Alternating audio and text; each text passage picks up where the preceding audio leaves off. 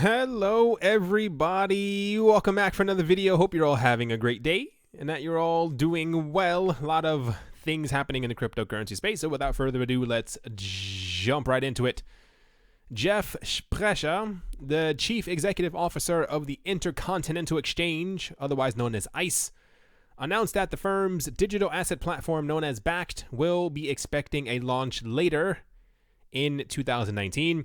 Sprecher made this announcement during an earnings call on Thursday. This was reported by the Toshi Times. While discussing ICE's financial results for quarter 4 in the year of 2018, Sprecher disclosed that the company spent over $1 billion on strategic initiatives, which also included its launch of the digital asset platform. ICE is the parent company of the New York Stock Exchange and operates in 23 leading global exchanges. The chief financial officer, or the CFO of the company, Scott Hill, further shared his expectations of the investments Bakkt will be bringing in. As per its current financial review, he said, and I do quote, "And finally, our investment in Bakkt will generate $20 million and $25 million of expense based upon the run rate in the first quarter. We will update you on the progress at Bakkt and the level of investment as we move through the year," end quote. When Sprecher was asked about the returns or revenue growth expected from the recent investment, including Bakkt, he described the platform as a moonshot bet for the Intercontinental Exchange. He said, "So it's a bit of a moonshot bet, and it's been organized in a manner that is very different from the way ICE typically does business. They're well along in building out an infrastructure that I think you'll see launch later this year. No specific date, of course not, because they never give us a specific date. They never give a specific date. But, so this is bearishly bullish at the exact same time. I think it says it's somewhere around here, maybe the dates. Yeah, Bakkt was announced in August 2018. Was expected to launch at the end of 2018. And then it was supposed to be early 2019. And then they said February 2019. And then I said March 2019, and now they're saying later in 2019, and later could be May, it could be August, it could be December. I have changed my view a little tiny bit on what I thought was going on, and I think it comes down to the people kind of behind the scenes, and I don't mean like nefarious people like dressed in costumes and masks and stuff like that. I mean like I think a lot of the regulators really have no idea what they're doing. They have no idea what they've gotten themselves into. I think this was officially supposed to have launched in 2018, but then we had the thing in early 2019 with the government shutdown and all this other stuff that's really going on. So I feel like, first of all, if you really dig deep, or rather if you just read everything about what's happening with the Intercontinental Exchange and with Bakkt, and as far as the CFTC and getting, I guess you can use the word permissions, I think they wanted to do this a while ago. I think they have put a lot of money into this project. Like I said, this isn't typically something that you would see. I think this is definitely I wouldn't even say moonshot. I think it's like a major risk to kind of put your neck out there as a traditional financial kind of anything, and say that you're trying to go with this new initiative to be able to bring cryptocurrency to the masses, and you're trying to trade Bitcoin and trying to do this and trying to have futures or potentially an ETF, and you keep getting pushed back. So I feel like that behind the scenes, there's probably a lot of screaming going on, because I would be screaming behind the scenes, especially when it comes down to, I don't know if this is simply because they didn't get the paperwork and everything that they needed at the beginning of 2018 when they probably should have. They probably should have been gunning for all of this at the beginning of 2018, so that by August, they had all the proper paperwork, and then when they announced in August, they could have been like, yes, this is definitely going to launch. I still think this is going to bring us out of the bear market. A lot of people disagree. A lot of people think that this is only going to make things worse. I don't mathematically see how that's going to be possible, but still no exact date. Hopefully they've been very good thus far with giving us proper information nearly every day, every other day, when it comes to what's going on, the not the application process, like who they're hiring, what's going on, the inner workings, what have you. So hopefully we'll get some more news as time goes on. I want to say like May, June, but at this point I really don't know. The US is slowing things down so much. It makes me so sad because things could be so much quicker and further along ahead. But I mean, throughout this time, at least we know that there is a lot of interest in the cryptocurrency space. But I guess on that note, we will move on. I'm gonna gently breeze over this one. Binance Coin has been breaking records for the last couple of days. It's actually kind of insane. It's not like, first of all, if you even look at and we'll get into that a bit later on. If you look at like the actual like trading volume of Binance Coin, it's a lot, but it's not a lot. Like, it's not like this crazy like multi-$100 billion amount. It's still up there with some of the other larger coins, but it's still not anything like absolutely insane. So the fact that this coin keeps pushing forward and breaking records, I mean, really big golf clap for the people at Binance. Especially, it says Binance Coin, for those who aren't looking at the screen, it says Binance Coin hits record high against Bitcoin. I mean, maybe it's just the bullish nature of the sentiment around Binance right now and what they're doing and all the stuff that they plan on launching and all the stuff that's coming in a couple of weeks, and then the stuff that they have planned after that and all the new coins that they're adding and all the new places that Binance Coin is going to be integrated. If you had asked me in 2017 when Binance was launched if I thought that they would be one of the top coins, especially with a name like Binance Coin, I would have said you're completely out of your mind. I think one of the weirdest moments will be if we end up in a situation where like stores, like imagine if Amazon and Apple start accepting like Bitcoin and Litecoin, and then they have like a press release of like, we're now accepting Binance Coin. I think that would be the weirdest thing in the entire world. But the way that things are headed, it seems like we're probably going to end up having that. But very good for the people at Binance. It's a great exchange. Still shocked that their coin is more or less constantly breaking records. And it's like one of the very few coins. I feel like Bitcoin Cash should just not be on this list anymore. And it should actually just be Binance Coin, not even like slightly joking. Because the coin is constantly going up. Like every single day. I wish we had this type of movement for Bitcoin and maybe a couple of other coins. But on that note, let us move on. So there's a lot of stuff happening. I mean, it's just a complete debacle at this point. The U.S. regulator, the United States Securities and Exchange Commission, or the SEC, has reiterated guidelines on initial coin offerings, or ICOs, in a tweet on February the 10th. As efforts to formalize the sector continue, a dedicated section of the regulator's website now lists 5 aspects of ICOs the SEC considers essential, as well as a separate section for investors and market professionals. The content appears to have existed since March of last year, with nobody really realizing about it, with the SEC opting to draw renewed attention to it on social media this weekend because they probably released this information, didn't tell anyone about it. Because can you imagine the amount of paperwork that they're getting every single day because everyone's so confused as to exactly what's happening with everything. So I assume that they did this because they were like, oh yeah, we released something and didn't really tell anyone. And I wonder why everyone keeps asking for this information that we already released but we just didn't tell anybody about. The material remains perhaps the most accessible publication into the ICO sector yet by the SEC, conspicuously coming in the form of a user guide instead of technical literature. I firmly believe these people have no idea what they're doing. Hester Pierce aside, even maybe Hester Pierce sitting at their side, I feel like we would be in a very different situation if members of the SEC at the end of 2017 had called forth Vitalik Buterin, Andreas Antonopoulos, what's that guy's name? Garlinghouse, and maybe even Mr. Hoskinson into a room and said, please explain what all of this is because we have no idea what's going on. But I'm going to assume that they did not do that. They have no idea what's happening. They're so concerned with trying to strangle the entirety of the cryptocurrency space so that they can control it, realizing that they have no control over the actual usage of cryptocurrencies. This is why they're so desperately trying to scare people with ICOs and STOs. And what's the other thing that they were? Cryptocurrency exchanges is also another thing. This ties extensively into exactly the other topic right here. The U.S. Securities and Exchange Commission plans to clarify when security laws might apply to crypto token sales, an official said on Friday. In a speech at the University of Missouri School of Law, Hester Pierce, one of the SEC's commissioners, said that the agency staff are working on supplemental guidance to help projects determine whether their crypto fundraising efforts fall under the securities laws.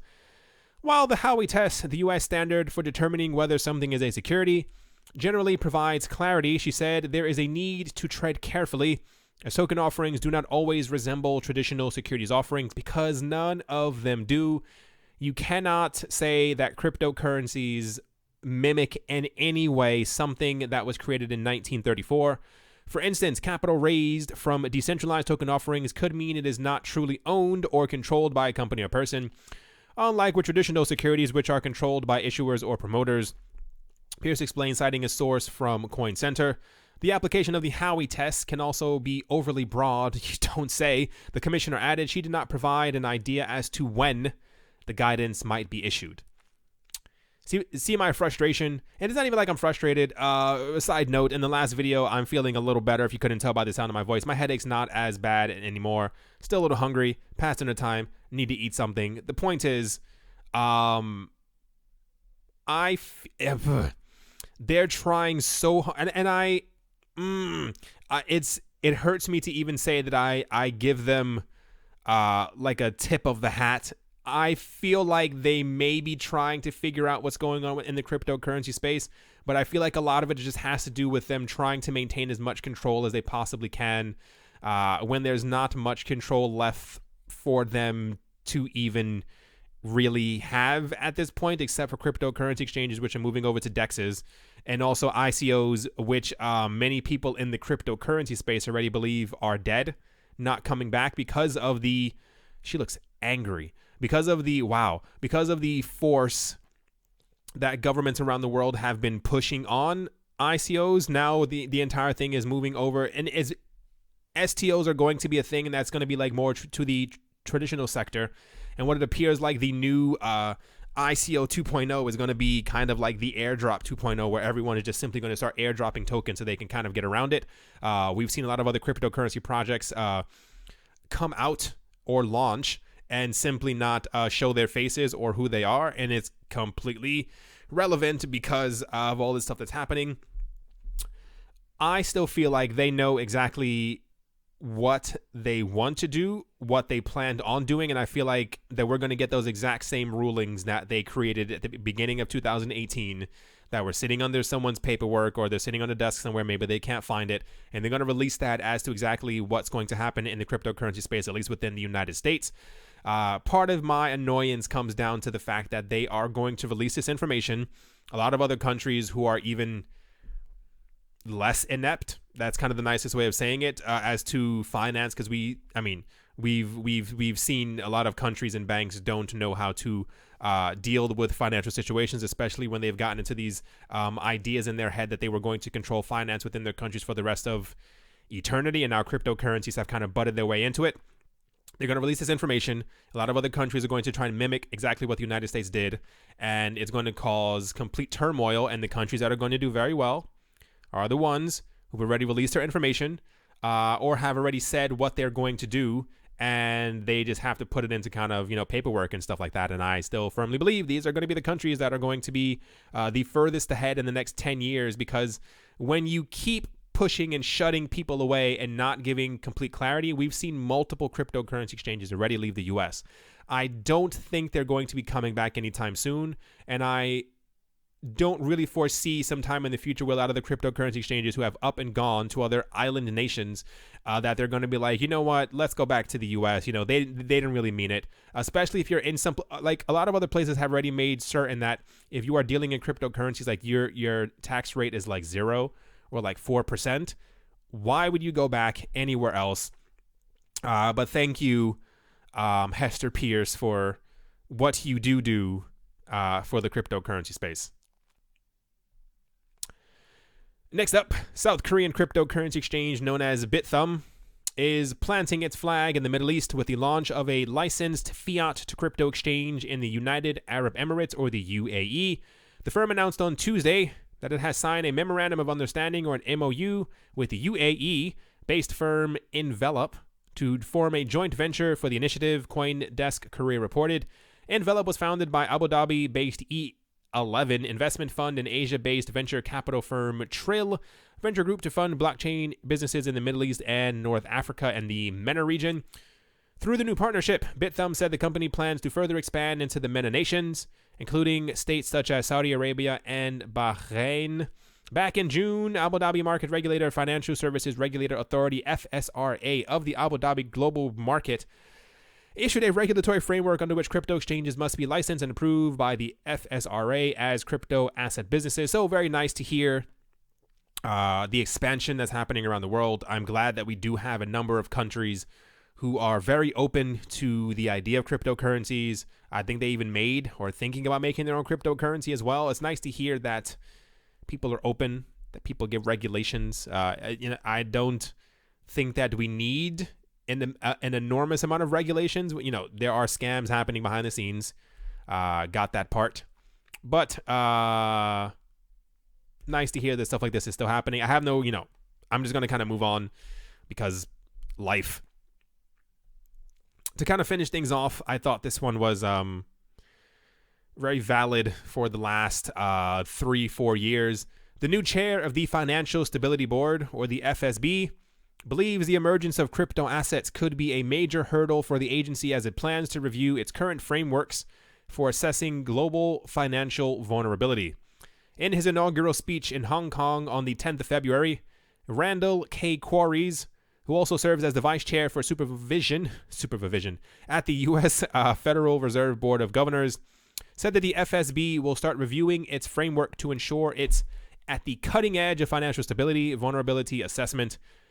Quarles further noted that while such a review process is aimed to improve the agency's ability to recommend better financial stability policies for the G20 nations, a well-rounded framework might just be difficult to accomplish given the evolving developments of new technologies such as cryptocurrencies, he said. This will not be easy. Developments like the emergence of crypto assets may challenge any framework, but this makes the goal of a more robust framework all the more important. The FSB was set up in 2009, ironically in the aftermath of the global financial crisis, in a bid to provide financial vulnerability assessment for the G20. Quarries was appointed as the new chair on the 20th of November, taking on the role previously held by Mark Carney, governor of the Bank of England. It's very rare to hear someone actually announce that crypto is a threat and is going to be a threat.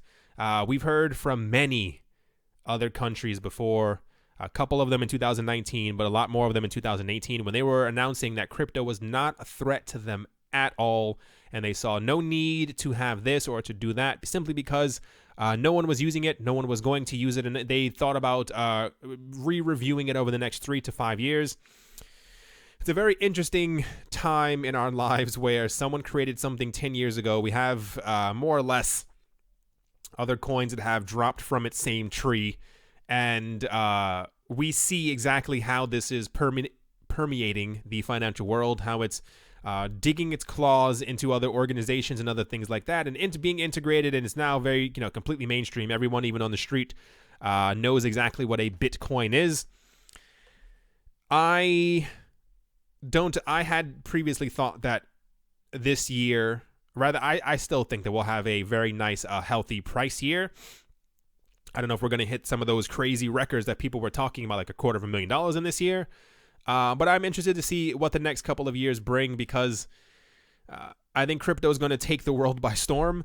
I don't think that every cryptocurrency is going to take the world by storm, but I think a handful of them are going to be very well known. They're going to be used in everyday everything all over the world, and I am interested to see how the world is going to. I wonder how regulators are going to react when we do eventually have a $100,000 Bitcoin. What that's going to do to a lot of nations, and I mean as far as them like panicking, whether that be buying up Bitcoin because they see where this is all going, or announcing on the other hand that they're going to be banning it because it is ruining any type of economic sovereignty or whatever the case might be in their own countries. It's all kind of interesting, but to finish things off, market's not doing too bad. For some reason, EOS is up. I mean, there's always a reason, but it's still up at the moment. Where is I'm surprised. The Binance coin is actually down a little tiny bit. I'm actually completely shocked. It's still in the top 10, maybe for a couple more seconds. I've noticed that for some reason, Bitcoin Cash SV and Bitcoin Cash, when other coins aren't doing like as well, they start pumping so that they can try and like edge their way back into other spaces. Who knows exactly what's happening behind the scenes. Anyway, methinks that's going to do it for this video. I hope you all enjoyed. I hope you all are having a great day, a great morning, a great afternoon, or great evening. Wherever in the world all of you are, I hope it's absolutely fantastic. Thank you all once again for watching and or listening. And as always, a very special thank you to my Patreon supporters. They are Nick Kanaya, Anthony Charles, Yasha Harari, Gordon Nikic, Travis Haynes, Nick Mangialavori, Professor Wally from Gunbot University, Arthur Yaku, L. Doug, Brady Niels, Rai, Gilboa Snake, and Vlad the Impaler.